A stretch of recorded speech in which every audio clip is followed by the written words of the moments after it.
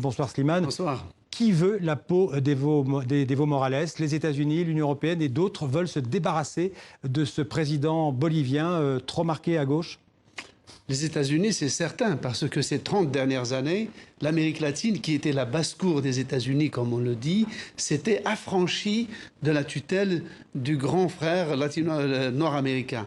Eh bien, maintenant, comme vous le voyez, Evo Morales est arrivé au bout de ses possibilités, c'est-à-dire tous les progrès qu'il a pu réaliser dans la redistribution des terres, dans l'industrie, dans l'égalité, l'accès à l'enseignement, aux soins, surtout aux populations indigènes des montagnes dont il est issu et dont il est le premier représentant à la tête du pouvoir. Eh bien, il y a ça, mais aussi toute l'opposition qui a su capitaliser les errements des régimes de ces dernières années, plus les frustrés parmi ses partisans, qui ne voient plus en lui qu'un régime qui cherche à se reproduire. Ce qui veut dire que, comment dirais-je, Evo Morales va peut-être faire le mandat de trop, le 4e mandat, ce sera le mandat de trop.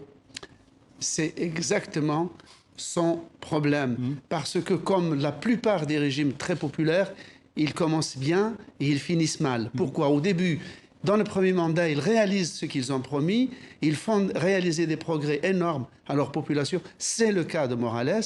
Et après, le régime se métamorphose, il n'a plus qu'une idée, c'est rester et durer au pouvoir, donc se reproduire. Et là, la fin commence. Merci Slimane. Le peuple irakien